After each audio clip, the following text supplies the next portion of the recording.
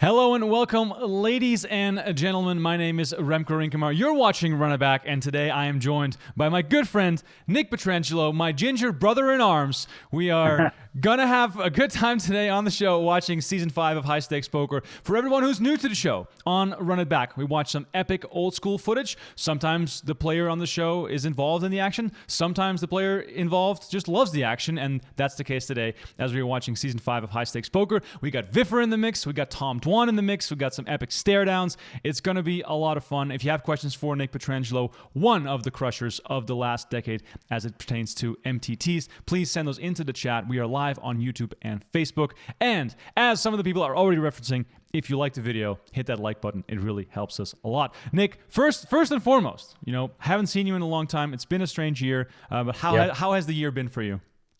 With all this online poker, it's the last 6 months or so. It's kind of a life I was used to living in the past. I have been playing a lot of live poker recently, so that's definitely different. But it wasn't that long ago where I was playing online poker every day and kind of doing that grind. So it's not that different for me. I played a bunch of online in March, April, May, June. I'm taking a little time off here now, but So for poker players, I think if you play a lot of online, you can kind of get into a routine that seems somewhat normal. Been, riding my bike a little bit, playing a lot of poker. So for me, it's been good. I know other people have had a tougher time, but with golf, biking, and online poker, I'm, kind of living a normal life here for me. Are you perhaps getting too used to this life now? And, are you like, hey, maybe I don't need all this live poker and travel in my life? I would say that it's definitely easier when you're planning to play online. If you get out on the golf course or you get on your bike in the morning, it's kind of easier to be like, maybe I'm not going to play today. Whereas with live poker, it's like, okay, I went to China. I'm going to play poker today because that's what I'm there for. So I think this isn't necessarily the most productive schedule for me, just because it's easy to let hobbies kind of take control, especially during days where there's not too much exciting stuff going on and it would be more of a grind. But I'm looking forward to getting live poker going again. It doesn't seem like it'll happen soon, but I'd love to get some of those events going. It's just a different feel. The stakes are higher. I think, going to a destination and playing again would be great. And I'm excited for when that does happen. Yeah, we're all excited for poker to come back. Of course, the PokerGO studio itself, it feels like a strange, empty place, and we're hoping to bring back as much high-stakes action as possible as we get, hopefully closer to some kind of long-term resolution for this horrible pandemic. On a little side note there, for the fans and also for you, Nick, we are hoping to bring high-stakes poker back, sooner than the big MTTs, because obviously it's easier to do a small cash game with some big names and big players. So that would be exciting. For the people who are curious about High Stakes Poker, the show, all 7 seasons are available on PokerGO. Season 8 is coming to PokerGO. When that will be, I will announce it here on the show. So stay tuned for much more of that. And hopefully it's going to be pretty soon. So I'm excited about that. I may get a little crack at that lineup. I heard I might get a chance to play. Oh, that'd be sick. What are your cash game chops like? I played the 500 1K 2K game on GG before I got back to the States. So played a bunch of that. Having played the high rollers, playing, they start like either 100 or 250 blinds deep, and a lot of the EPTs, like the day one is basically a cash game. Like it's a re-entry. You're playing deep stack, and like your tournament life means actually nothing. So it's just a cash game against a bunch of great players, and we play with the big ante format there. So it's not that different, really. I think a lot of people make a big deal about it being different, but it's just kind of the same thing. Right. Well, what I'm also excited about is that you mentioned bicycles on this podcast, and I'm usually the one to do that, and the bike, as always, is in the background in my show. But yeah, it would be cool to have you on High Stakes Poker. Always love to see some new faces mixed in with the old school guys. As we are watching right now, Phil Ivey in a hand against Viffer. There he goes. That's the moment I was waiting for. Viffer throws up the fingers behind Phil Ivey. Nick, what's your memory of these shows? Were you a fan as this was airing? Like, where were you in your poker career as this was all on TV?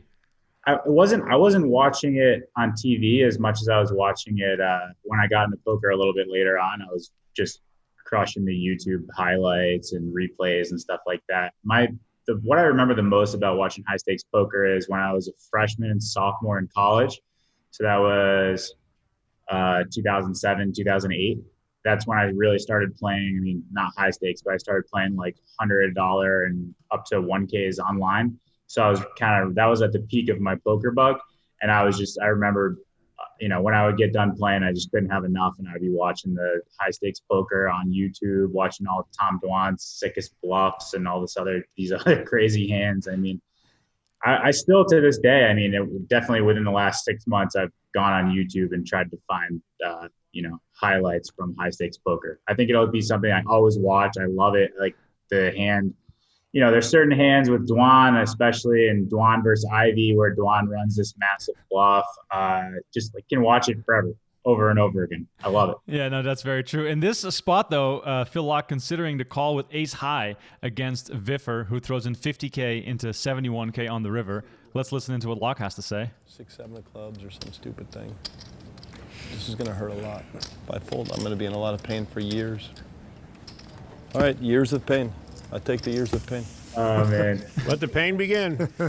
He's 6, showing 7 them anyway. clubs. What? He's showing them anyway. He's not showing them. He's You showing can see one. This one. It's really funny to watch like a lot of the tanking that happens on this show. They're not thinking about the hand at all. They're just talking nonsense to each other. He's tanking. He like knew he was folding like at least a minute ago, and he's just like, "Oh man, the pain." He's not thinking about the hand at all. It's that used to crack me up, and obviously that's part of playing televised cash game, right? Like you don't want a guy sitting there in dead silence, and then after he figured it out, just slide the hand in the muck. It's just great that they're talking nonsense. I love it. For someone who plays at your level, and I've seen you play in high stakes tournaments all over the world, can you sort of switch gears mentally as well and be more laid back and have more fun even when the stakes are high? Because I usually see you in like a final table setting where it's a little different than when it's a cash game and everybody's playing really deep. Yeah, I think for sure you see that in when, like you were saying, the PokerGO studio or whatever, when you get in these environments where most of the guys that we're playing against, we know each other really well. It's been the same group of guys more or less for several years now. You're kind of playing with your buddies. I mean, so at a certain point, yeah, I mean, we're pretty relaxed. We're joking around. You've seen that before, especially early on. I mean, like you said, at the final table, you're playing super high stakes and you're trying to be really precise. But in the beginning of the tournaments, I think it has a relaxed, more like a cash game feel, like I said, because you basically are playing the same thing as a cash game. And in those settings, for sure, everyone's pretty chill and we're all happy to see each other and hang out and play poker for the most part. So I think it's really relaxed. I've never had a problem with that.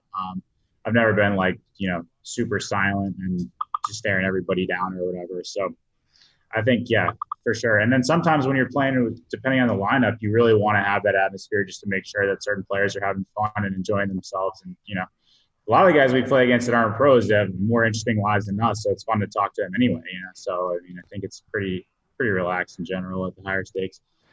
Some quick shout outs here to the people in the chat. Daniel Arlison, always with us. I appreciate it. Patrick7 says, Nick, you're a legend. I've been through all your solver jail courses.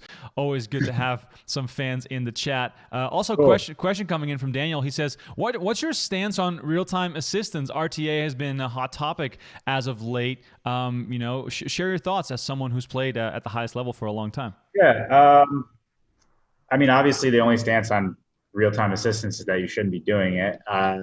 It's not like a gray area whether or not it should be allowed. I think the one gray area that's happening right now, certain sites may detect something that's not real-time assistance and kind of give you an unfair warning or a ban. I mean, I think that in terms of I actually worked the security panel for Poker King, which is a big website. So they have a really good crew that kind of does that security and looks deeply into hand data and stuff. I think that that's really important. In terms of making sure that when you give out these warnings or these bans for real-time assistance, it actually is that, and it's not something they picked up in the background that they think is something else, or it's not that you accidentally logged into your server that you're running Sims and PO on some remote whatever that has nothing to do with what you're playing. You know what I mean? And they like pick that up, and then all of a sudden it's like, oh, you're under investigation for real-time assistance. So I think there's a lot of things.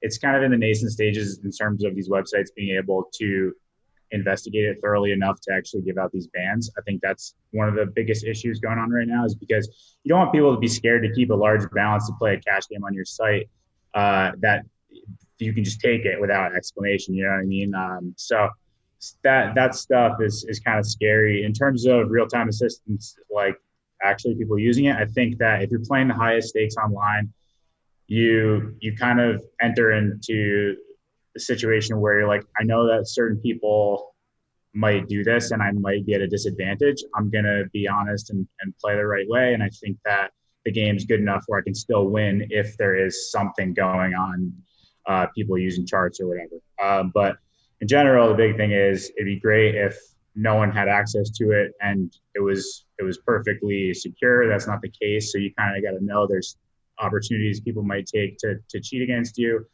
And overall, you just make the decision that's still worth it to play. Right. As far as how long this has been around, obviously it's a hot topic right now. It's being discussed a lot. But do you think this has been around for far longer? We just weren't able to detect it. Like, have you heard about this? Maybe years ago already. Yeah, for sure. I think it's been around forever. Everyone that plays high stakes probably suspected it at some point or another. And there's just, I think, that's another thing that's great about live poker is that you're there and you're kind of, exactly what's going on. You know that people can't possibly be cheating. But I do think it's been around for a long time. In terms of, I think with technological advances, it just makes it easier for the program to figure out what's going on the screen and spit out a output like quicker, that's more accurate. That's probably the only thing that's changed. The idea of using real-time assist definitely has been around for a long time, and it's just getting a little bit more eloquent. And people probably have ways of doing it that are harder to detect now and stuff. Right.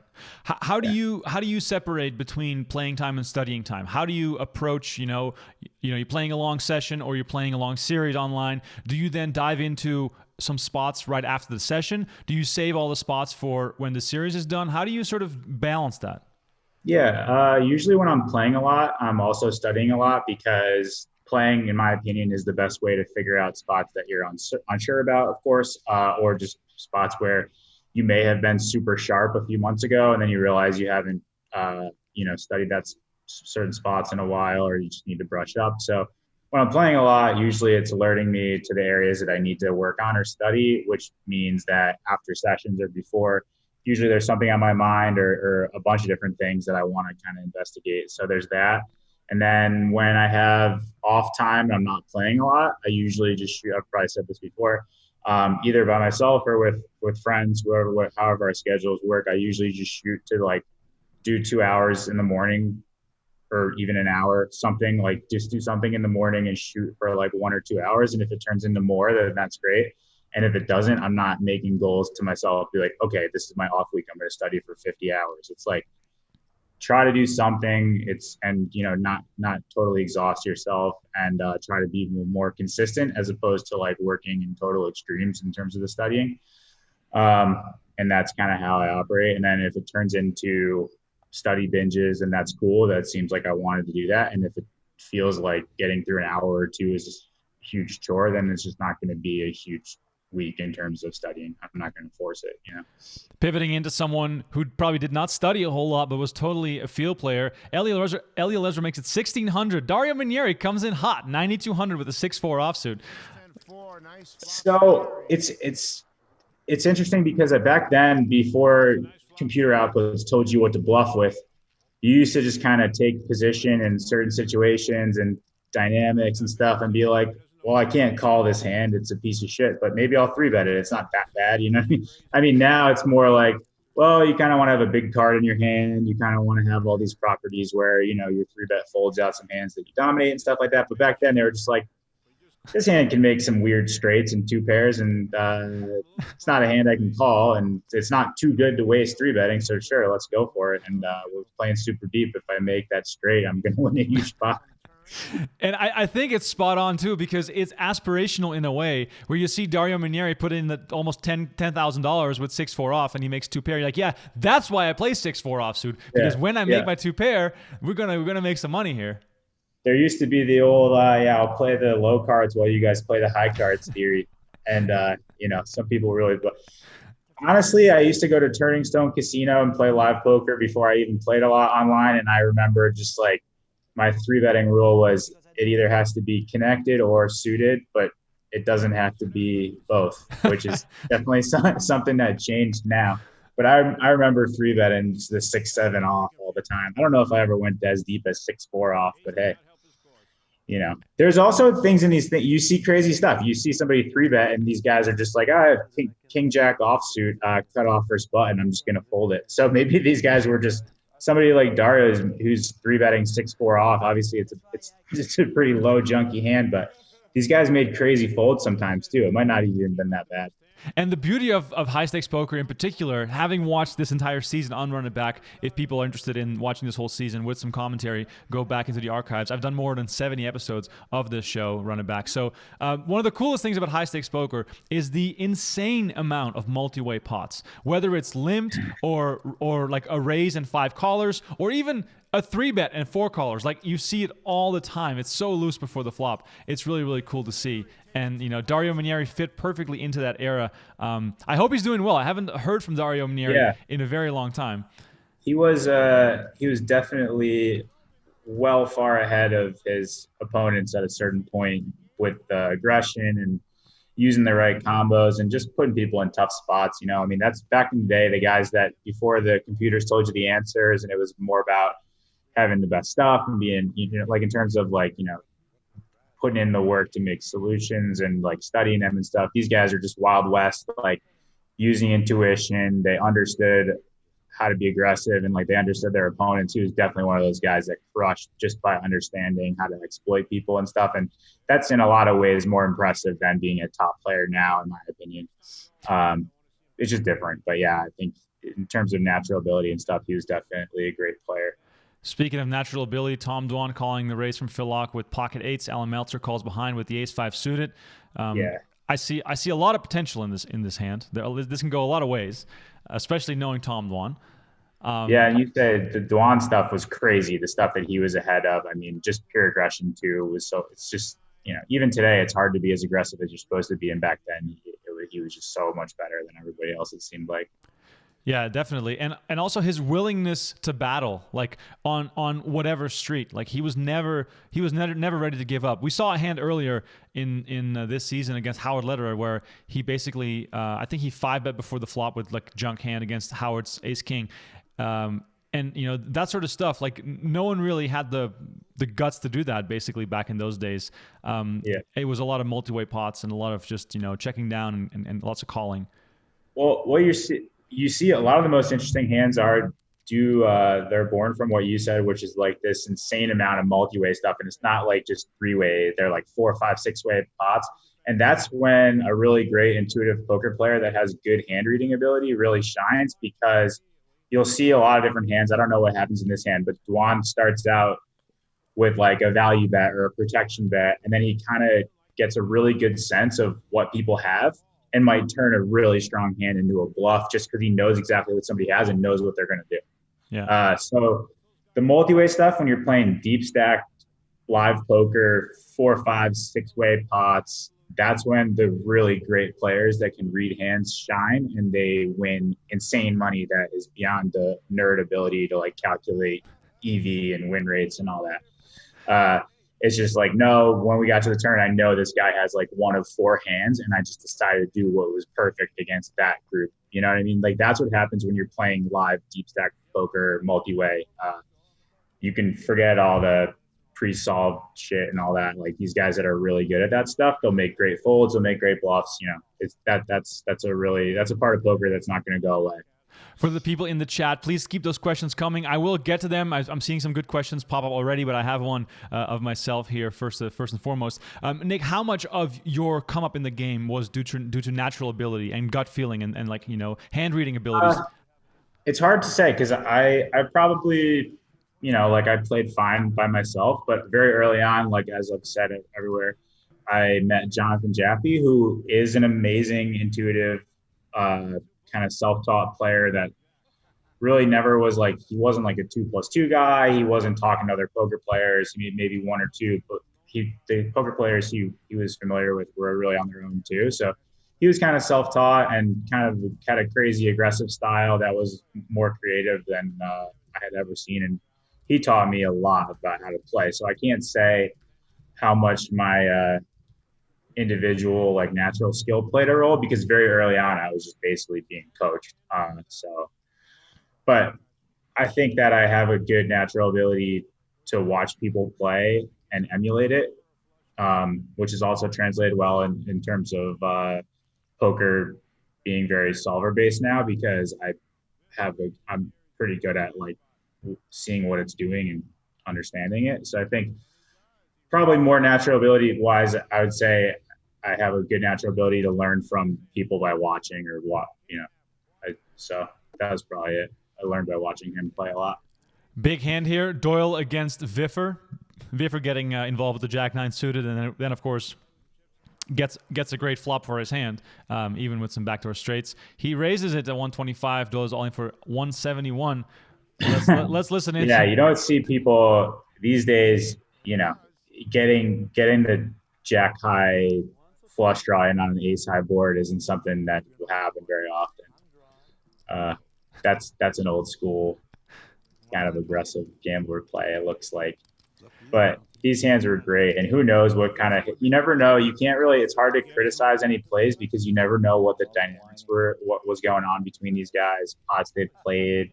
If they're playing 7 deuce and it just happens to be like a huge portion of somebody's range at some point, you never know. Like when you just pop into these hands, it's kind of crazy to comment on. I know if I were one of these guys and somebody was commenting on like a play being bad or something from, us like right now, I'd be like, you have no idea what you're talking about. You have no idea how this game was playing. Like, take your solver bullshit and get out of here, because it's a totally different game. That's how I would feel if I'm these guys. I'm sure that's probably accurate too. Yeah, and also, we have to always keep in mind that this is also entertaining. Like it's poker entertainment. We're not here to break down, someone's play from 15 years ago, but it is funny to see how flush draws used to be the nuts. Like, well, yeah, the concept of, there's a lot of spots where you just slow play good draws or medium draws and, raise other stuff. And I think everything's super situational, but yeah, back then it was like fast play in the draws was big for sure. Some shout outs here to people in the chat. We have Steve on Facebook, Rob and John with us as well. People, just let me know where you're watching from. As always, I always love to know where people are watching from. We have Donna with us. We have Fede. We have Yazan. We have an international crowd. I can already feel it. There's always an international crowd watching Run It Back. Sulko is asking, Nick, what stakes did you play when you first began playing? Like, and what formats did you like back in the day? So back in the day, I loved the reason I was a tournament player is I never played cash except for playing live cash. So what turned me off with cash in the beginning was just that I was such a dummy with the money I had on Poker Stars. I would have like $200 and play 50 cents a dollar and obviously just never win because like I was gonna go through 2 buy-ins. Would run it up sometimes, but anyway, so I was like, I can't figure out the cash game thing, but really all I had to figure out was I was playing like 50 times too high. But I played the $4. So there are these 180-man sit and goes that are basically multi-table tournaments, but they weren't scheduled. They were just whenever 180 people registered, they went off. And I played those and went because I love them because, to me, in my mind, I was like, I can put in $20 and first is 1,000. That's crazy. Like I can win $1,000 today. It obviously makes no sense, but that's why I started playing them. They had $4 ones, $20 ones. I was working at a golf course. I was getting up at like 2 or 3 in the morning, going to my golf course job, and I would get back in the afternoon and I'll just play those until I went to bed at like midnight, the $4 180 mans. And then I mixed in the $3 rebuy, $5 rebuy stuff on Stars, and that's how I started. That was my last job, the golf course job. I mean, it's really funny how we both started exactly the same way. It was that I played, and the $10.70 double shootouts for the Sunday Million. I mixed those in there, and I will never forget the first time I won a $4.40 180 man. I think the first prize was $216. I think it was like spot on. Yeah. And the first time I won it, I was literally like doing cartwheels through the kitchen. Like I was like 17 years old or something. Yeah, those things got me. That it was exactly that fishy mentality of being like, I can put in $4, then I'm gonna have 200. Instead of every time I was playing sit and goes or cash, as I was like, I somehow got $150 in my account. I'm playing a $50 sit and go, and it'd be like, okay. Now when I'm playing these $4 things, I was like, I can play every day. Because when I lose, I don't lose all the money that's in my account. So I can get. So then they gave me a little bit of longevity, and you win a couple, and it felt like, you're kind of grinding. Obviously, I was playing horrible, and I had no idea what I was doing. But those things were fun, and it was all about that first prize, like chasing that. And then when you finally get to the $20 one, and you're chasing the first 4-figure score, that was exciting for sure. Definitely. Meanwhile, Dario Minieri involved again. This is a classic high stakes poker lineup. The 10-9 off against the 4-3 suited, pair and a flush draw against top 2 pair. I don't even know how we got here, so I want to see what happened in his hand, because this is a pretty. I'm guessing. It looks like they're blind versus blind. So or is it button? Hold on. There's a lot of money in here. Wait. I want to see what happens. Okay, we're going. One of these classic multi-way pots where everyone's like, "Oh, it's only 800." Of course, I limp behind with 6-5 offsuit. So that's exactly how it went. And Dario gets to check in the big blind, and here we are, 5 feet. Like they barely have enough room on the screen for half these hands, which is amazing. So here we are. Let's see how this pod goes into orbit, basically, in a matter of a few moves. I will say this happens now, what Dario's doing. For whatever reason, it happens at very high stakes tournaments. When it's a limped pot, the people in the blinds, for whatever reason, feel like they're entitled to just lead all the time, which makes zero sense. But people just do it all the time. If it's a limped pot and they make a hand or whatever, like the small blind and big blind lead probably 10 times more than they're supposed to. I'm not saying that's what he's thinking here. He's probably thinking here, well, there's 5 guys that like to put a lot of money in the pot behind me, and I have top 2 pair. I'm going to put money in. Right. So, but it's still something that happens to this day where people are just like, oh, it's a limp pot. I get to lead, even though, it makes zero sense. Minieri leads for 3,700. Baxter calls on the button with the backdoors, and then Doyle just casually throws in. I believe he throws in a 25K chip or 5Ks. Just a little old school. Like none of this bullshit we do today, where he's like, oh, it's gonna make it 22,600. He's like 25,000. Here's 5K chips. Oh, I love it. It's wonderful. It just you have to punish the people that use the small chips, and that's how Ivey plays too in these things. When he's even like when I played with him recently, and the last time I really played a lot of hands with him was in Super High Roller Bowl like a year ago or 2 years ago, and every time he c-bet, it's just like 5,000. Like, get your nonsense out of my face. I'm betting round big amounts. And back to your point about the big blind leading in a limp pot, it's also this sort of crazy leveling game where, like, when someone else sees that, who's also in the pot, who has no business being in that pot, is like, well, he can never have it, so I'm not giving up. Oh, it's great. It's great, Dario. I mean, well, like, if there is a hand, if in a limped pot, when a lot of money starts going in, if you wanted to have a card in your hand that blocks a set, it's a 3. So, like, this looks completely fine. You might actually just get a bigger flush draw to fold, or get it in versus a bigger flush draw, and you have a pair, and you're like, it's fine. Maybe if he was doing something with, like, King 10 or whatever, I feel like this is just going to work a decent amount when Doyle makes that play. So it's just a good play, I think, that hit when it gets to that point. I mean, Doyle did everything right so far. Dario can barely keep a straight face. I wonder what Phil Locke is yapping in his ear about.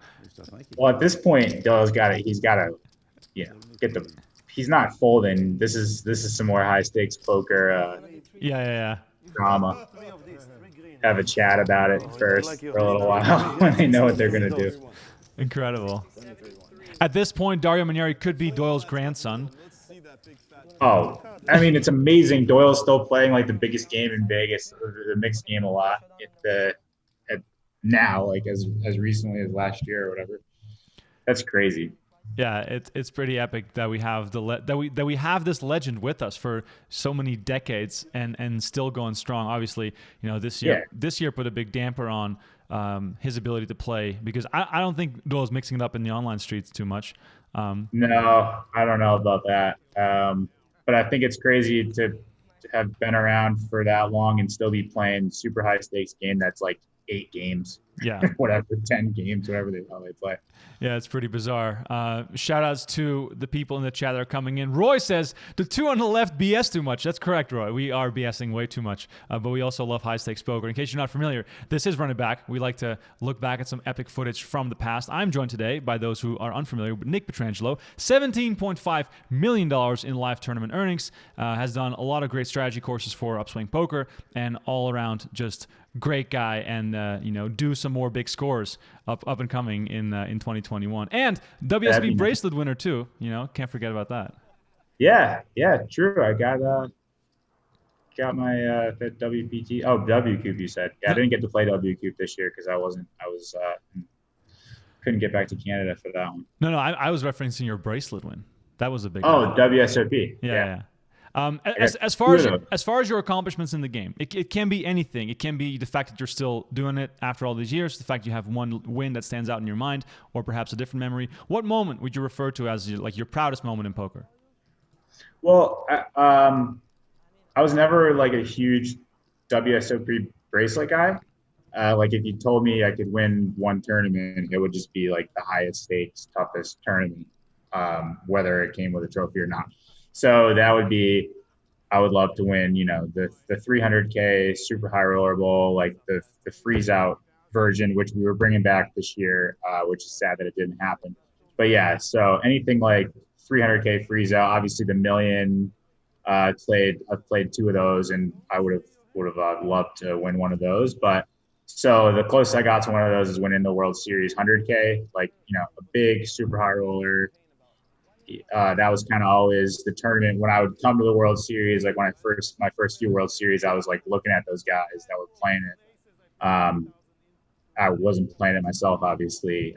So for like my first 3, 4, 5 years, I was always kind of watching that tournament, being like, man, I hope I get to play one of those one day.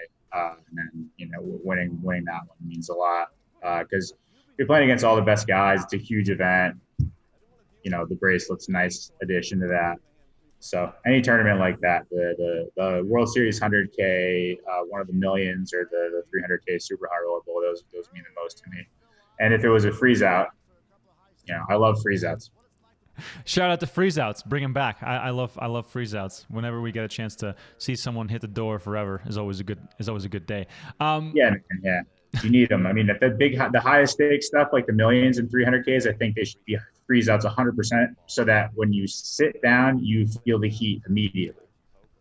I agree. I 100% agree with you. That's definitely true. Daniel is asking in the chat, do you have any crazy prop bet stories you can share? Are you a prop better, side better? What's your action? No, I don't really gamble too much. I do, once a year or something, have a night gambling in the casino. But prop bets, I've done no drinking bets. I've done weight loss bets. Right. I can't remember ever winning one. Right. You not drinking? Come on. Darren Elias lets us know that that's not happening. Yeah, I didn't. I don't think I've literally never won a prop bet. So yeah, this Thursday, Nick, thanks for joining us on the weight loss bet. I'm excited to have you in there. Yeah, you guys would get a free, I don't know what I would have to lose 10% of my body weight. So I'd have to lose 19 pounds, and that's 500 a pound. So you guys would get me probably for at least 8,000. Nice. I need a new bike anyway, so that sounds great. That's exactly how much a bike would cost. Yeah, exactly. That's the bike I'm eyeing. It's probably right in that price range. The beer connoisseur thing though, if I ever have a down moment in my life, if I'm ever feeling sad, all I go is to go to Darren Elias' Twitter page and I look at all the videos you made. How many more are there that we haven't seen yet? And how did you become such a I don't know, beer connoisseur, I guess? So first of all, he's my number one buzz marketing guy. That's his. So that's where those come from. But all these like things like they come from me just sending a funny video to him as a friend, and then he started just blasting them out. which is something, like, I got a bunch of guys from college. I got Darren, some other guys that love drinking beer. And when we, there's a funny moment, usually I'll do maybe like I'm not a big social media guy, so maybe just like a little video just for the boys. And sometimes they leak out. But how did I wouldn't necessarily say I'm a beer connoisseur, but yeah, I love beer and I play a lot of golf and drink a lot of beer while I play golf. So I've gotten to know a few different types of beers, I'd say. I wouldn't call myself a connoisseur. I know what's going on. I mean, you're very specific about the lager, good taste, nice little color to it. That's actually a funny, hilarious beer. I bought the old style Pilsner. It's in Canada. That was up in my house in Canada, and they just have an amazing can and the little picture of this old little town. I mean, you gotta love that beer. I mean, it's just a perfect video. For the people who don't know, check me out on Twitter @RemKorinkema. I'll retweet some of those again today. I retweet them about once a year. It's sort of my go-to thing, especially the moment where you're trying to open it and you show how casually that's possible on the side of a mini bar, which is a classic move. We all have to know this. I'm actually going to retweet it right now. Good. Well, you got to make sure you retweet. Usually, we try to time it before the upswing sales or a release. We get a little marketing going. Oh my God. This is great. I'm going to go. This is on the fly social media. I'm adding the link to the stream to bring some more fans in the crowd, but you got to retweet the video, which is obviously. Yeah. And then, you never know when the next one's going to pop up. It's kind of at Darren's discretion what he decides to take public without my permission. Right. But he has a few more in the chamber is what you're saying. He probably does. Does. That's incredible. Back real quick to that $1 million tournament. How do you enter your first $1 million tournament? What's the logistics? How does it work? How did you end up getting in there? That one, they had announced it at World Series of Poker Europe. It was the first one they did since I would ever have access to that stakes. The last one I think was the one that Dan Coleman won. I don't remember what year that was. Coleman was 2014. Yeah. So 2014, I was only playing 25Ks, probably at the highest. And then my first 100K was in like 2015. But then since 2015, I had, if one of those popped up, I was going to try to play. And then they announced it at World Series Poker Europe. And I put my deposit for my seat down that was in like October or November or something. So like the whole time I was gonna play. And I just, sold to the guys I usually do and reached out to a few other people. And it obviously helped. I had the biggest summer of my life going into that. So I was able to take a little bit of a shot and swap more than I would normally because I had won the 100K and got third in the 50K that summer. So yeah, leading up to that, it's always nice to be running good into the highest buy-in tournament of the year. Because like if I had been down a bunch, I would have been feeling kind of shitty about having to, figure out how big of a piece I want and this now how much can I swap and but yeah, it was easy that year just because things were going well. Right. And then in the future, those events, do you think we'll see them maybe once a year, maybe once every 2 years? And is that like a big goal of yours to be in those every time? My big thing in terms of how they should manage the schedule is they need to keep things like I think there's been certain points over the last few years where we've done way too much high stakes in too short periods of time. We turned a 300K into like, I don't know if you remember in December of like 2018, it was like you had like the 3 different starting stacks, and then they were talking about making it like, re-entry or whatever. I think keep the big events freeze outs and keep them, spread apart and not do them too often. So $1 million every year is way too often, in my opinion. It gets old. You saw what happened like when they did the Triton Million with the field separated into recreationals and pros, and like it was 2 years after the last one. It just worked really well, I think. It was huge. It was a great event. The structure was amazing. So yeah, keep them freeze outs, keep them like at least once every other year, if not once every like 3 years. And, make sure that it's actually going to draw a good crowd and that, it's worth waiting a year or two to let those fields fill up or give people, let people get the itch to play that big again, because doing it too often is a huge mistake and can kill the event. Let's give some love here to Viffer, because this is one of the fastest raises I've ever seen in my life. He first limps with the king, so let's establish that. Tom Dwan makes it 6,300 with the ace-jack suited, which obviously, as far as Tom Dwan's range goes, that's like the top. So let's look at this raise. Sure, he could have 4 or 5 off. I don't know. These guys do crazy shit. Yeah, so this is it's also like a massive raise. Boom. There was 2 seconds. 20K. Let's go. Yeah. Yeah, I think it's one of these things where if you were able to watch Viffer play these situations like 50,000 times, you would just never do that with a bluff. I don't know. Sorry, Viffer, if that's not right, but it just seems like something. I've been guilty of it myself. I'm like, oh, I'm gonna do this, and it's just like you just whenever you do these like theatrics or something, you just always have it. So a lot of it. Dwan still calls, knowing that there is a way to win this hand, and Phil is like, well, if I catch a 5, I'm gonna get a stack. Yeah, I mean, I think that's lock call in here is kind of the limping and stuff is just doesn't make any sense. But once it gets to this point, I think everybody wants to see a flop here. I don't know how deep they're playing, but I'm assuming super deep. Yeah, they have to be. They're always really deep. I mean, we might we might see it all go in here. Let's have a look. I mean, the fact that Viffer limped behind the cutoff or something. I mean, that's just so fucking crazy. I mean, and he throws a casual 50 in here. Yeah, and he runs into the nut flush draw, which obviously isn't going anywhere.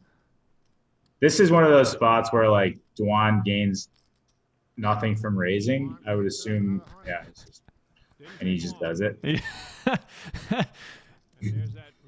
How much of this is TV equity? How much of that? How much of this? No, I think they were just playing. Like, I think he was just playing to win money. Like, he was just crushing these guys. I don't think it's a lot of that. But I think, Viffer only had 167,000. Now that's I thought they were deeper. Right. So then that's just kind of normal. They're going to run it twice. Okay. I mean, other than limping behind the cutoff, the rest of the hand kind of was normal. I mean, Viffer probably, these days you'd see a smaller bet on the flop than, what was it, 50 into 110 or something? But yeah, whatever. I mean, the funniest part is that no, it was 50 into 65. They already added the 50K. Oh yeah, that's a large bet. My favorite part of this is that they're playing 400, 800, and 160K stack is pretty shallow. Yeah, that's yeah. So I mean, he's got Dwan on the button there. I'm sure that's what he's thinking is like, oh, I'm going to limp behind and trick Dwan. But the thing is, think about if Dwan picks it. If he raises, he just gets more money in the pot. So that's why I don't like that logic. It's like if he's got Dwan behind him, if he ISOs the cutoff, Dwan's just going to, 3-bet the button super wide anyway. So why would you risk not getting any money in with kings pre-flop? The last thing you want to do is go 4 or 5 ways with kings limped for 800 when you have 200K behind you. Yeah, exactly. Speaking of degenning and playing crazy, when Nick Petrangelo gets some beers in him and you're at the casino, did we have some wild nights at the poker table? Yeah, I never anything. I played high stakes one time like that. Always obviously with all my own action, but usually it would be like me playing 10, 20 at the Rio or something. Like I did that. So I did that one night. I don't know why or what I was doing, but I did that, and I ended up with this awesome group of Australian guys. JTS, that was his online name. He was like a legend. He played 10-20 heads up, like a big, strong dude, hilarious character. Doesn't really look like he's an online poker nerd or whatever. I had no idea who I was playing with. Ended up being these like 5 guys from Australia that are grinders, and they were just like, we ended up drinking all night, and they were just having a good laugh at me being a complete idiot. And then when I got to Aussie Millions, like the year later, they had all these pictures that they send around their group chat with me and my shirt off at the table. Just they're always kind of trolling me and stuff. And whenever I see them, they have a good laugh about that night. Those are great guys. It's pretty funny. Yeah. I mean, yeah, I've been known to get in there and mix it up a little bit. I don't know if I'm necessarily that bad when I'm drunk. I was just gonna say, like, some people just have a really good drunk game, and you seem to be like you're qualified to do that. I can definitely do that, but only live, only kind of, maybe once in a while play a little live cash game, but online it's no fun. You Right. don't want to be Yeah. drinking. Yeah, drunk online poker is just like depression. That's No, yeah, you don't want to be doing that. But live with the boys, you can have a good time for sure. exactly. Are you a celebrator? Are you a partier when we got a big win to go and do something fun?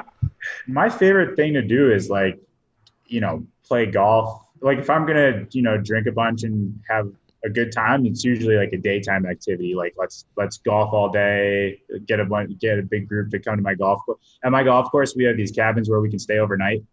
So usually if I was going to do some kind of celebration, like after 2018, I had all the boys up to my golf course and we stayed for 4 days. You don't leave the property, play golf all day, everything, all you can eat, as many beers as you can drink. That's my kind of celebration, not like going out at night or going to a club or whatever. Like golf course. Wait, you own a golf course? No, no. I said we're gonna get up to the golf course. My buddy actually owns a great golf course in Massachusetts. I wish I owned it. He lets me act like I own it. I can do whatever I want. That's amazing, man. God. But yeah, maybe go for a bike ride and do a little trip or whatever. But no classic like celebration party. That's not my thing. Right, man. I feel as though if you want to belong in poker, you have to at least know how to play golf. I feel that's like the social event.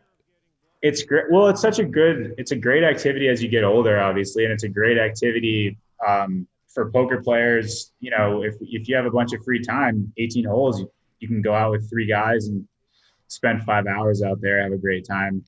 I love having some sort of activity to kind of keep a party weekend or a celebration weekend or just a trip to kind of keep it together with things to do. So you're not just sitting around. So golf, biking, all that stuff. It's great. But yeah, golf is awesome with the poker guys. Are you a golf prop better hustler? Are you, No. I was a good golfer when I was a kid and now I'm getting back to being good again, but I really don't like playing matches. Like I don't gamble I play a lot with Seth Davies. We play for fun. I play, Darren a lot. Darren started playing this year, but we like to go out and have a good time. We don't need to be playing matches and stuff. I like to play some of the events like at my golf course where you do play serious matches. But when I go out with the poker guys, it's just for fun. Right. Yeah. No. That's definitely the thing that I always hear from people. They're always like, "Can you just learn how to play golf so we can invite you over to do this?" And I'm like, "Yeah, I'm just It sucks, man. It's tough to learn as an adult. And also, riding my bike takes up so much freaking time. It's like playing golf. If you bike in the morning and try to play golf in the afternoon, your legs are just toast. You can't play. I learned that. You either got to do one or the other. Right. So if you're doing 180 kilometer rides, you're not going to have time to play golf. No. And then I'll just self-invite myself and I'll just drink and drive you guys around. That should be my thing. I mean, that's a totally valid role. People do that. It works. Exactly. All right, let's check out some questions here in the chat. Ben asking about re-entries. We already touched on that. We prefer freeze-outs for the high stakes. That is something that Nick believes in, and I believe in it as well. Anju is asking a question to Nick. What's the difference in study process from moving from mid to high stakes MTTs? Is there a difference? Yeah, it's a huge difference. I think when you're playing mid-stakes MTTs, you kind of identify certain regulars or certain players that you believe to be trying to play a theory-based equilibrium strategy. And versus those guys, you're studying, what you're studying in terms of like how to play equilibrium is really important. But mid-stakes, a lot of times I feel like it's about all the other things. It's about navigating the field, identifying which regulars you might not necessarily take like certain lines against in soft tournaments, like when you're deep, because there's enough recreational players left, like stuff like that. Whereas high stakes, it's kind of like everyone is getting so good that you're really trying to play how you study.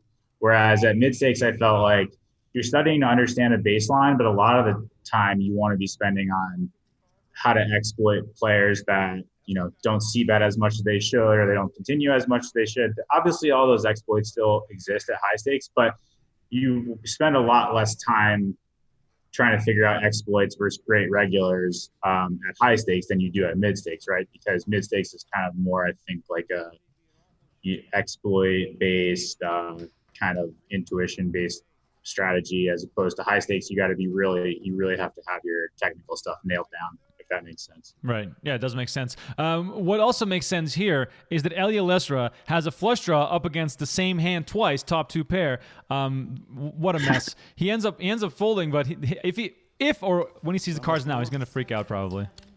Let's have a look. Oh man, this is Stone dead. Stone dead, Doyle says. 75. 70. Queen 10 of hearts. the way these guys are able to get in, 250 big blinds on the flop, 10 times an episode is quite a something to see. Oh my God. Wait, you guys mind if I get my end back and we'll deal it 3 times?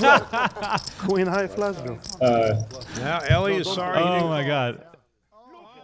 Oh, he made me. That's his flush. Oh boy. You ever had a flush? Yeah, I don't know about folding that one if you can see both hands, but yeah, that's pretty funny. Oh my God. Did you get to the Brad Booth, Phil Ivey? What season is that when Brad Booth and Phil Ivey are in there and Ivey goes all in with 5-2 off pre-flop or 5-3 off? No, it's the other way around. Brad Booth goes all in with 4-5 and Ivey folds kings. There's one where something crazy happens. Maybe he did it to Lex Veldis. Yeah, Ivey goes all in with 5-3 off. Yeah, that's against Lex in season 6. The Brad Booth hands against Ivey with the kings in season 4, and that hand is Ivey against Lex, I believe, season 6. Just completely destroys his soul. I had Lex on this show, and we watched every episode that he was on of High Stakes Poker. And oh wow, it is incredible to hear Lex talk about those moments because obviously there was a lot more going on. And one of the parts that was really interesting was that first he got his face literally kicked in by Doyle, and then he was not slated to be back on that season. But I think someone went bust though or something, and he was waiting in that green room. And then a seat opened up, and because he had given so much action, they invited him back on the show to sit down. And then he trashed the whole table, and he bluffed Doyle's socks off and all this sort of stuff. So it was a tale of 2 sessions basically, and I think it really helped Lex establish his reputation as a crazy person, which was really awesome. I mean, I remember Lex holding lobbies in cash when I was first starting playing tournaments. He was definitely an original beast. He was playing really high. Yeah. My favorite stories of Lex are that he plays these 48-hour or 72-hour sessions, and they have the reload glitch on the 5-10 heads-up table. So when you're all in, you can reload. So they were having 1,500 big blinds on the 5-10 heads-up table. Went back in the Hollengall days. Yeah. That was just epic times. I mean, for people that love Lex and love high stakes poker, the run it back that I did with him was a 3-hour show, and we broke down every single hand he played on high stakes poker. So it was really, really worth the watch. I gotta check that out. I'd love to see it. You get a kick out of that. Oh, and Lex is gonna be back on the show. We're gonna watch his WSOP appearances. He made the 40K final table with Vitaly Lunkin. Shout out to Lunkin Vibes.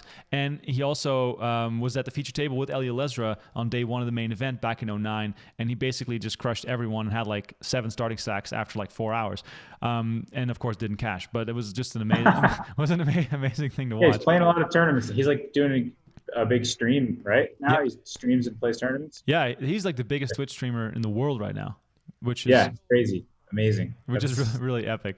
That seems like a lot of work actually to be able to do that. Yeah, no, absolutely. It is. Osman coming in with the question on YouTube. He says, how big is the gambling aspect as an appeal for you regarding poker? I don't gamble at all. I don't like gambling really. So none. Wow. No, I mean, we were playing, I just loved playing when I was in high school, and still, to this day, I think the times I've had the most success is just, I'm playing it just like it's any other, just a video game online or whatever, or, live. You're thinking more about what the correct thing to do is and making sure that you're playing well as opposed to winning money or thinking about the gambling aspect or whatever. I mean, if you feel, some guys do say that they feel a little gamble or whatever, but I think if you feel any sort of gamble or something, it's probably not, you're probably having too big of a piece, or it might not be the thing for you. I do feel like a gambler when I have busted the tournament and I'm sweating my swaps or pieces that I bought. That's kind of like, a little bit of a gamble. The feeling you're like, oh my God, I'm stuck this amount. And then watching, then you're like, look 2 days later and you're like, whoa, I got 4 guys left in the final 6. Like I'm about to hit the 1 through 4. That's going to be amazing. That's when I feel like a gambler, but not when I'm my own play. That part is fun. It's fun to get bailed out by your friends. So in that respect, what was your best day ever and what was your worst day ever? In general, like yeah, just my peak, I guess personally. Well, I mean, it's like the millions are weird. They're so much bigger than anything else you play all year. But yeah, I would say I probably lost maybe 200,000 in a day myself, or maybe in like a short period of time. Because with GG online poker, I mean, you're regularly having an opportunity to get in for like 150,000 on a Sunday. So those are if you brick a Sunday now online, it's almost like you're losing more than I did playing like live super high rollers. So it's pretty crazy, and you're just doing it in like 5 or 10K increments.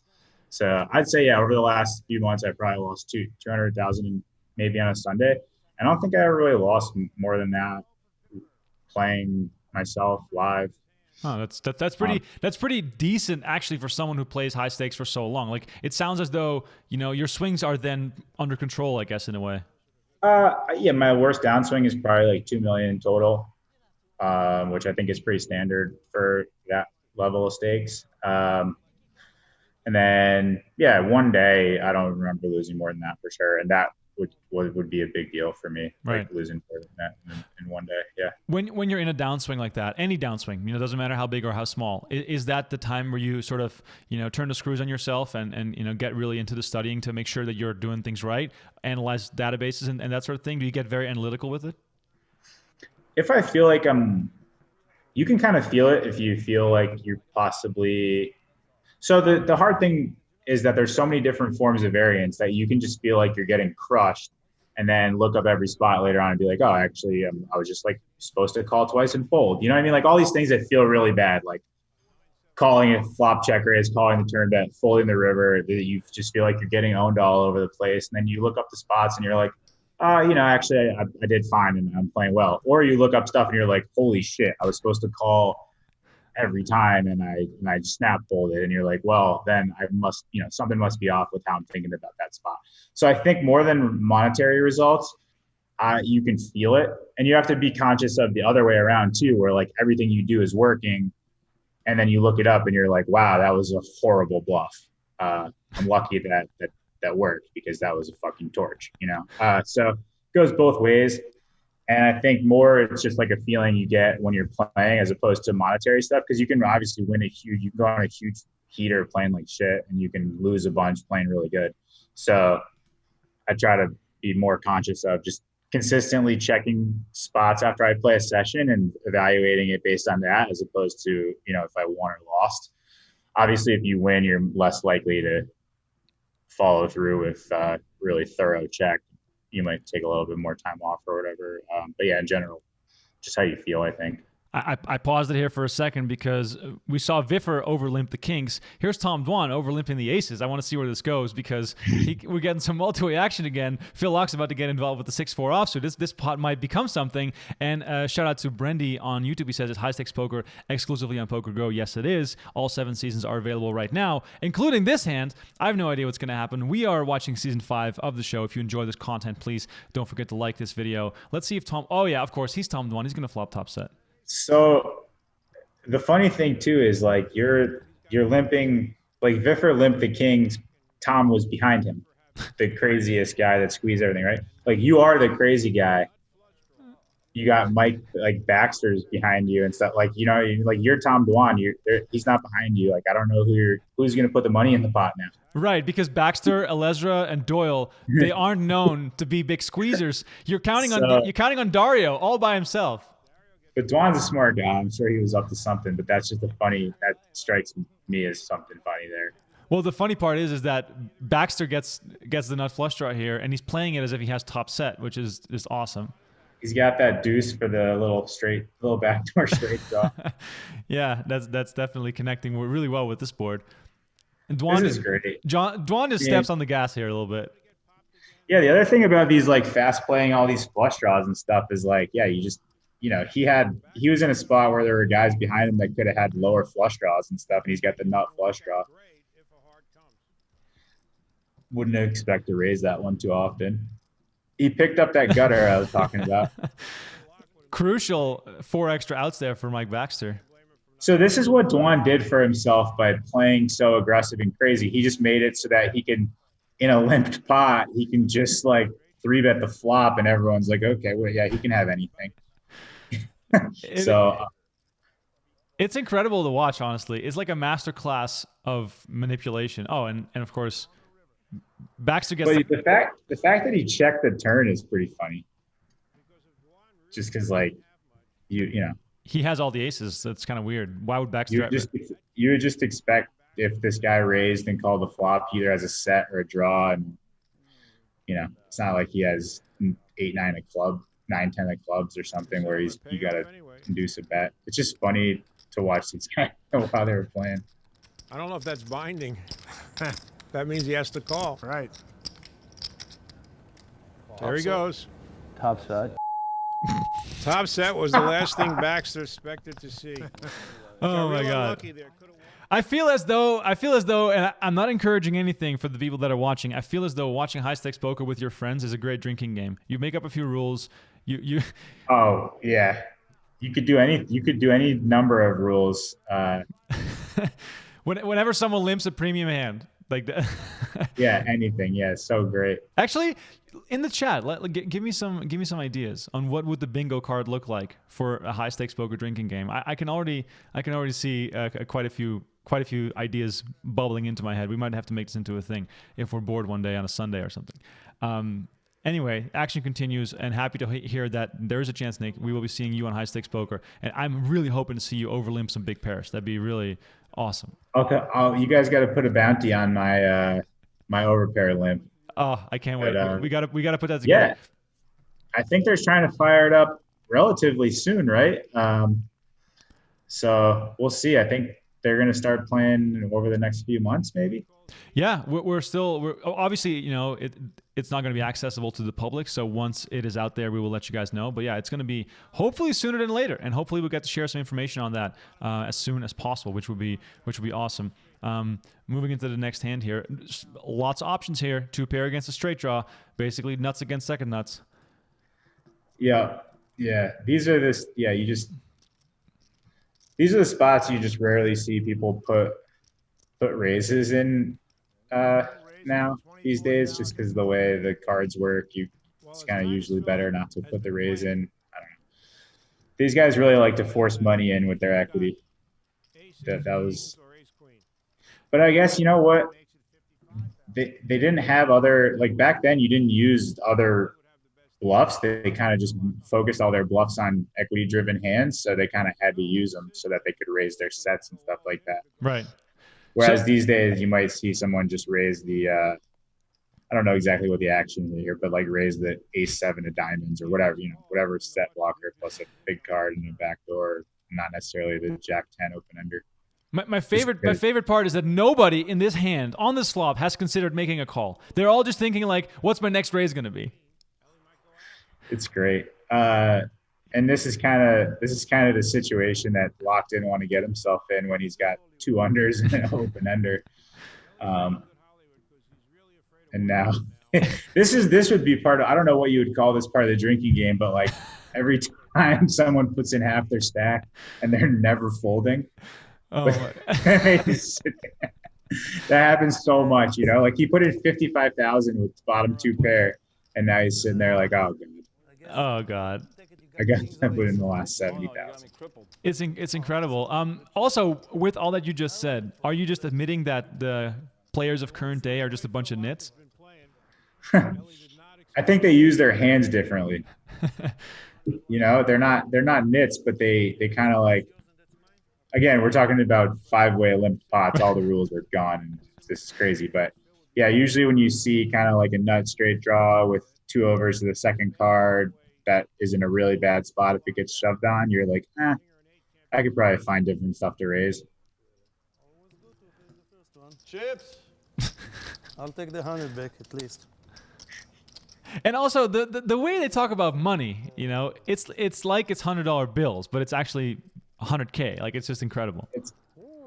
Yeah, I mean, they were in the heyday. You know, think about it. Think about. So now, as somebody that plays high stakes, I don't necessarily think of a poker trip as like, oh, I'm going there and I'm going to make a bunch of money. Like, you can lose a lot. Games are really tough. These guys were in the heyday where it was like, I have all these different ways to gamble where I make money all the time. Like, they were just making so much money, whether it was from full tilt or sponsorships or TV, or they're playing in this ridiculous, massive cash game. I mean, if I were them, I would have just thought I was going to make infinite money forever. You know, it's just crazy. It's so true though. Like, it seemed to be never ending, especially during the heyday of this era. And yeah, and now it's like, you know, you're just thinking about your 10% ROI in online 5Ks. You know, there's no well to go pick up all this cash right now. Back in the day, that looked like these guys had it pretty good. I think. Who knows? But yeah. Yeah. Was it ever your aspiration to, like, you know, play in Bobby's room or play like huge cash games and stuff? Or oh yeah, of course. I always wanted to play the biggest games, the toughest games, and yeah, I mean, I think my personality in general, and then most of the guys that play high stakes are just they weren't getting into poker to settle down somewhere in the middle and grind that out. That's definitely, like, I'm not criticizing that. Like, I think I should have done that at certain points in my career, and I think it's really smart. And it's a great way to make money. But for me, there's also the aspect of that I want to play in the most competitive, the highest stakes games. So that's kind of how. So yeah, I always dreamed of playing big cash and the biggest tournaments and stuff. How long is it sustainable for, as we see a 5-way pot where everybody put 3,300? Let's watch this hand. What the hell is going on? We got a Queen 8 offsuit in there and a 10-7 off, and they look far enough apart that they're not both the blinds. Very true.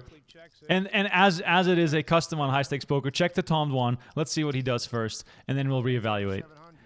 And also, let's just also be honest about this. The amount of hands Tom makes is also insane. I think I've heard a lot of the commentators, like people did. I think I've heard basically like he played sick and he was like by far the best, but also he just made hands for like every episode, right?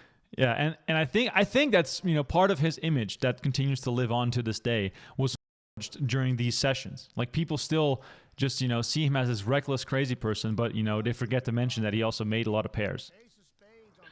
Yeah, and just he probably just had a really genius feel for how to cultivate that image, but not really give it away. Like, he wasn't, because there's not a lot of highlights of him like bluffing into the nuts, or, you know what I mean, or making a horrible hero call in a huge spot. Like, he knew what he was up to the whole time. Right. That is also very impressive. And I think that people in this game in particular, or, you know, TV lineups, also didn't want to be the person bluffed by Tom Dwan. So he got called down very light by a lot of people because they didn't want to look like idiots for, you know, folding middle pair. Yeah, Ivey almost did it with the ace. Was it ace-6 of diamonds or something? Yeah, I believe it was, yeah. Yeah. And the guys at the table, I think Negreanu's like talking to him about how he's thinks he's thinking about folding a set or something like that, and Ivey's like, no, I have a piece of shit ace. I'm thinking about calling it. And that's the hand where Tom Dwan is basically after the hand's over complaining about the light, and he's like, his eyes are like all watery and stuff. It's like staring at the table. Yeah, it's amazing. It's really, really unreal stuff. I mean, those days are probably gone. Yeah, I don't think we're gonna get those back. Probably. This might be the one time that, you know, Dwan sets some money on fire. In this case, Doyle catches both aces on the turn and river. So I mean, like, on the turn, I think he's just doing something that was pretty smart. I mean, like, he was kind of just doing like a block bet for value and a little pot control, and then when he gets that river, he's probably just thinks he has the best hand, you know. Yeah. When you got to the level where you got to play with someone like Phil Ivey, what was it like when you watch this guy on TV for many, many years, and then all of a sudden he's on your left, and you're in the blinds with him? I would say the first time I played with him, it was more like intimidating how little of a fuck he gave about us. You know, you know what I mean? He was just like, it was more like, all right, yeah, I'm playing in a 300K against Phil Ivey, and he just like is completely doing his own thing and just doesn't care about you. He's super nice, and that's not true, but that's like, he's super nice, super great. He still plays great, and it's fun to play with him. But the first time you meet him, you're just like, wow, this guy, I am still just like a little kid, and this is like the legend Phil Ivey, and we are not at all peers. We're not playing the same table. Like, we're not going to shoot the shit. He's busy. Like, he's that's kind of that. If that, I don't know if that makes sense to you from your interactions with him, but that's how it felt to me. And then the more I played with him, like, we talked a little bit, and he's a super nice guy, obviously, and funny. But the first time I was like, shit, he doesn't want me to say hi to him. Oh my God, Phil Ivey is still on a different planet. Phil, if you're watching this, I know you're a big fan of the show. You know, please come join me on the show one time. We can watch some of your own big hands from back in the day. Do you have a specific Ivey story or Ivey memory or an interaction with him that's maybe funny to share with us? I haven't, you know, I think probably somebody like Jason Kuhn that's played a lot more cash with them and stuff is a better guy to ask. Has Jason been on the show recently? No, he's been promising. No. We're putting it off. Get him on here, and he'll tell you some Ivy stories. Usually I'm just trying to, you know, be on my best behavior when I'm around Ivy and get out of there without pissing him off. But we played a few interesting hands in the 300K. We just say hi or whatever. But yeah, I don't have any. I'm not at the level to have Ivy stories yet. That's for sure. See, so that means you still have something to aspire to, which is a good thing. Yeah, exactly. Yeah. I mean, you can't leave poker behind without having a really good classic Ivy story. I know. Actually, the one of the last job interviews I had, they were like, "Do you have any, like, tell us your craziest poker story?" And I was like, "Oh shit, I don't have any.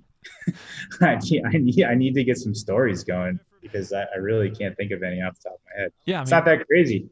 Crazy stuff doesn't really happen that much. Right. Would you say your life is boring in a sense that it's very sort of regimented almost? It's not exciting. I mean, I love it, but it's not super exciting. Especially now, like, you know, before we used to do more traveling and stuff like that, but now I mountain bike, I golf, and, you know, I do poker stuff, and that's pretty much it. What's the most overstated part of the life of a poker player? Like, when you talk to fans or friends and family, what do they think it's like, and what's it really like? Well, I think that they think it's like you actually never do anything. And you just get all this money that comes from out of nowhere. And it's the money on the street. Yeah. But then when I'm home, you know, they realize, like, you're doing a lot of stuff. You're whatever, you know, doing poker stuff, studying, or even the coaching or whatever. Like, there's a lot of work that goes into staying a professional for a long time. I think that they kind of, you know, don't see that part in terms of, like, thinking it's more glamorized than it is. I think it might be the opposite at some points. Like, I think that some of my family and friends think that we're always in casinos, but really, like, we're at the PokerGo studio, we're like in Monte Carlo in some really nice room. You know what I mean? Like, you're not. I think they think that we're grinding next to the slot machines and the smoke all the time, which obviously isn't the case. So I think it might go the other way, as, you know, thinking that the conditions are a little worse than it's actually, you know, we're staying in nice places and going around playing in places that are really nice to be. Right. So you're at the top, you know, you're playing high stakes, you know, all year round. I can't imagine, you know, there's a dozen players better than you at what you do. So from the top, there's nowhere really to go but to sort of stay there. How do you look at that? I think, like, there's always like younger guys that you play against that are really good, that, like, that's their reason for living type of thing. And they play all the time and they play really good. And that's kind of like a wake up call. If you get complacent there, it comes from both ends. Like, you might have somebody like Jason or Ike where you're like, wow, they're already basically set for life, their career, like, that they don't need anything else, and they're, like, working harder than me. You know, that probably shouldn't happen because I still need to make more money. I need, you know, not as good as those guys or whatever. So like, if you see guys that have already made all the money and that are already well established and they're working harder than you, or when you see guys like Adamo, who's younger by a lot, or Ali, who's younger by a lot, and they're playing really high all the time, winning all the time, they're playing really good, and they're younger, that much younger than you, that's kind of keeps you motivated, right? By both ends. So, there's definitely times where I don't feel like working and I don't just like take a month off or whatever. But for the most part, there's enough guys that can give you a little wake up call and be like, well, if you don't do shit for another month, like you're going to be way far behind. Right. So then, but for how long is that sustainable? How long can you live at the top? Like, do you think that for many years to come, this is going to be something that you can sustain, or do you think there's different ways of making money in poker that might take the upper hand after a while? Well, no, because I love playing. So, and I always want to play in the most competitive games. So as long as I feel that way, I think that it's definitely sustainable. Like I said, as long as there's guys that are working really hard and playing really well to motivate you and kind of keep you going. And then in terms of other ways of making money, I like coaching. And also, coaching is a great way to make money playing poker, but it's in some ways it's the same work as making yourself better because you're studying kind of the same stuff. You're applying it to someone different, but so for me, to answer the question, like, is there an easier way or a different way to make money playing poker? My only other way is really coaching, which is similar work to me and it feels the same. So I don't think that I would do one and not the other. I do the coaching because I like it. It makes me better. Also, if I have like a horrible year, this extra money from coaching is great. So. Right. Yeah, no, that makes sense. So basically, being very good and staying at the top sort of is the only way to really make money. Like, it's not like you're going to like jump into private games and all of a sudden you're playing underground cash games for the rest of your life. For me, that's the thing is like, I didn't pave any roads into private games now. I'm probably like I'm not like really a great candidate. People aren't like, hey, come, play in our game or whatever. Like, I'm not a robot, but I'm going to play decent. I'm not going to be a degenerate. I don't gamble. You know what I mean? Like all these things. I'm just not really a private game guy, I don't think. I'd be happy to play if anyone wants to invite me, but I don't have any prospects as far as that goes. So I don't see that happening. I think, the other thing about making a living as we go forward is that you kind of need to play the highest stakes to make a lot of money. Obviously, just because the stakes are higher, right? So in order to play the highest stakes and not private, you kind of need to be working your ass off and keeping up with these guys because they're all so good. So I think if I'm playing poker, I'm going to be trying to play the biggest stuff because otherwise I would just, get a job outside of poker if that was the case, if I couldn't keep up anymore. Right. Viffer gets creative here, calls a $8,000 raise from Minieri with 10-8 suited, clearly, ready to smash that flop with the old 10-8. There he goes, 11K. See, well, what I like about these guys is that they just, if they fast play their draws, but they fast play everything else too. So, sure. I think Viffer's probably number one in the world at playing fast. Like, it's crazy how fast he acts. And also just like how much they're just always raising. Like I don't think he even considered calling this flop because he's like, I raise all my flush draws, I raise all my tens, and And now Minieri's already sick. Because he knows that these guys are just getting it in with 7-8 of spades too. Like that's a great part about it all. After the 30, Dario's only gonna have about 9. Oh man, yeah, it's that's in this game. It just seems like if somebody makes a hand against you, you just have to pay them. It's just max pain.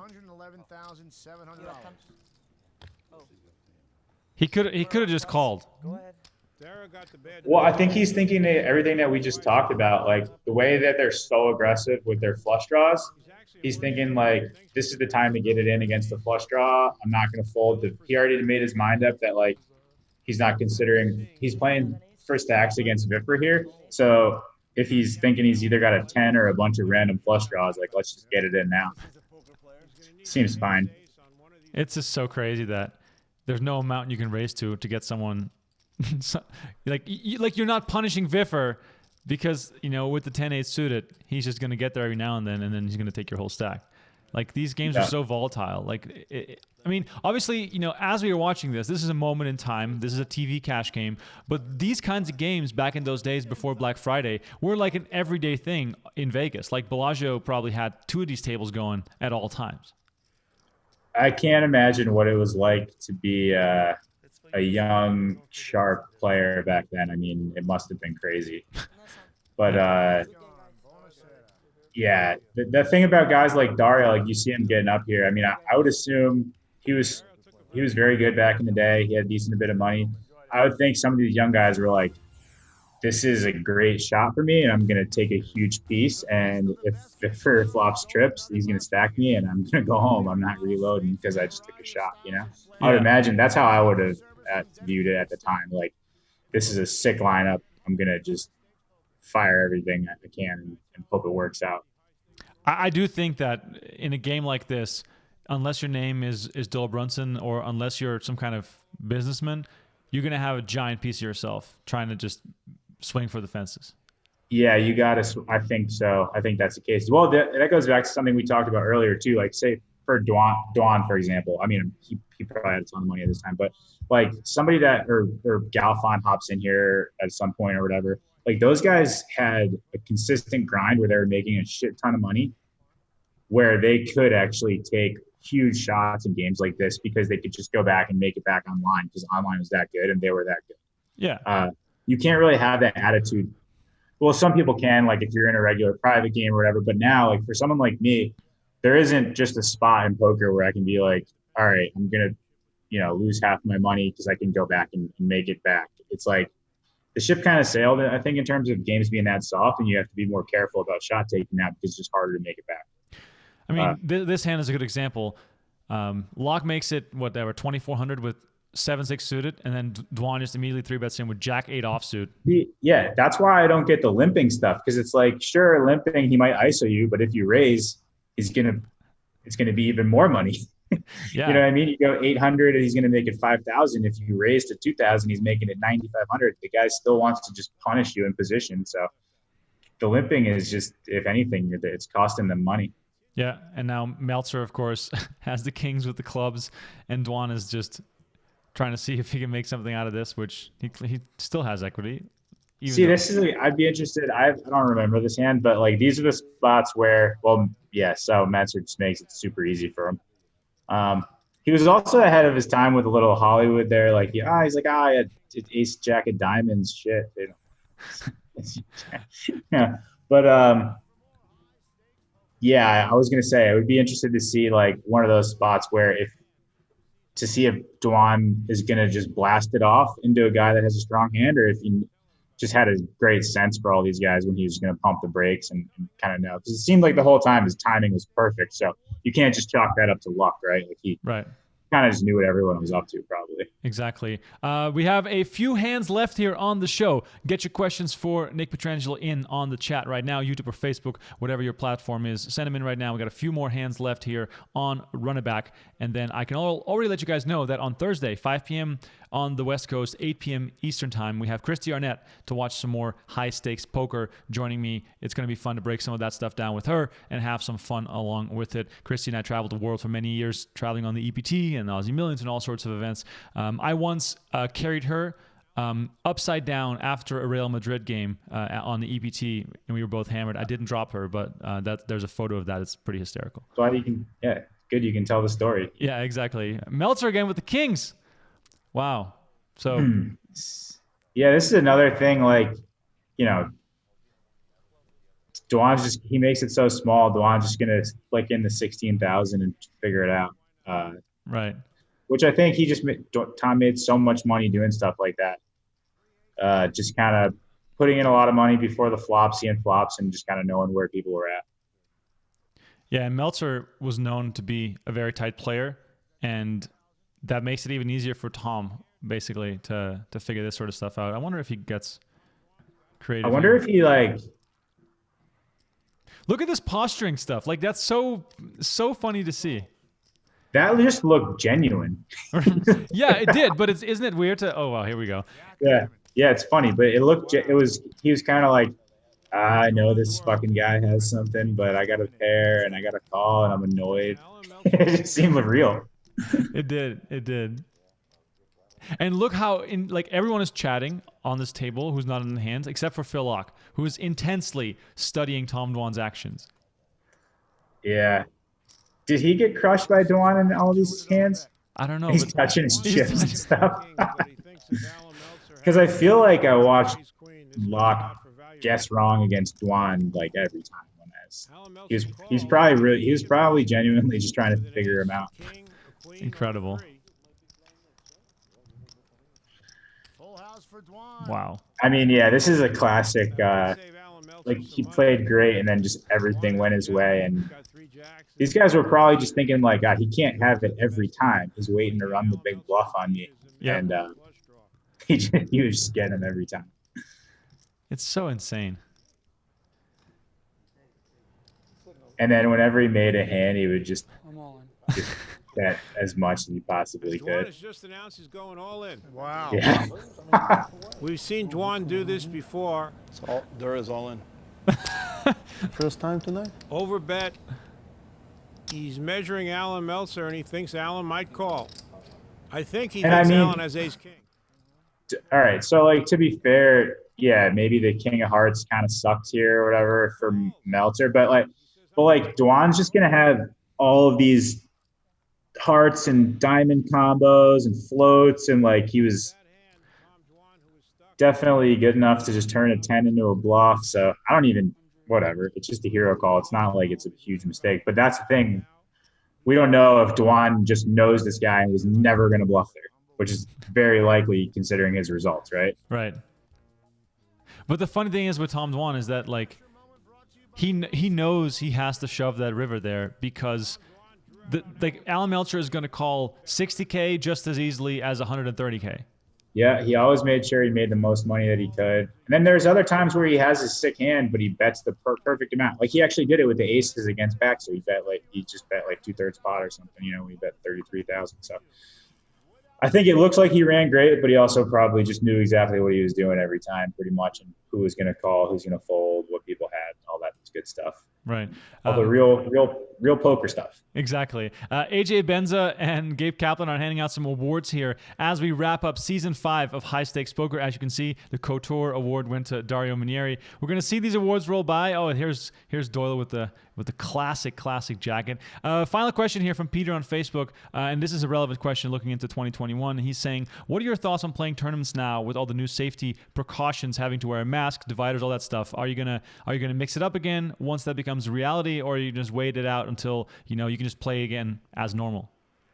I mean, it depends what happens for the tournaments I usually play. I think that, in terms of events that I was filling my schedule with, like Triton, EPT, those tournaments are going to, my guess is that they're going to wait to run them until they just run them normally. Like, I don't think they're going to be having us fly to Jeju or wherever to play with masks on and stuff. I think, once everything's green lit, they'll just run them as normal. But yeah, if I had to, I would play with a mask on for sure.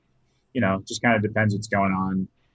Would I go out of my way to play a live tournament with the panels between, no, I'm not going to go play a live tournament that I wouldn't normally play just to get back in the mix. I'll wait until the big stuff starts running again. And my guess is that won't be until, for a really long time, until potentially stuff's just kind of back to normal, which that might even be next summer. I mean, it's crazy. Live poker is definitely one of the last things that's gonna come back.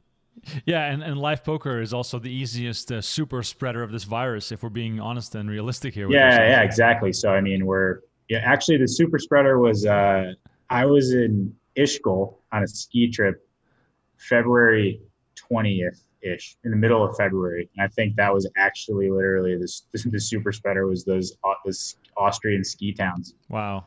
Yeah, I read it was on the front of the New York Times the other day. That was the last time I was out of the country, really. That's crazy. I mean, it's been a crazy year. Just happy to provide you guys at home with some content to watch as we went through all episodes of High Stakes Poker Season 5. Nick Petrangelo, thank you so much for joining me. Good luck the next couple of months with whatever is going on, and we'll go for a bike ride soon. That sounds like a good idea. Yeah, for sure, man. For sure. Absolutely. All right. For you guys at home, tune in again on Thursday as I have Christiana joining me to watch some Season 6 of High Stakes Poker. We're just going to keep it rolling. We're going to keep it going. It's going to be fun. If you enjoyed the show, please hit that like button, subscribe to the channel. And I'm not going to tell anyone to follow Nick Petrangelo on Twitter. Just follow Darren Elias on Twitter. Then you'll get all the latest Nick Petrangelo updates. I will only disappoint you. Exactly. Nick, thanks again for joining me here on Run It Back. It was a pleasure for you guys at home watching. My name is Remco Rinkema. Follow me on Twitter for the latest updates. It's at Remco Rinkema, and follow at PokerGo for the latest announcements on when High Stakes Poker will be back. Thanks for watching. Catch you guys on Thursday. Yeah, thanks, man.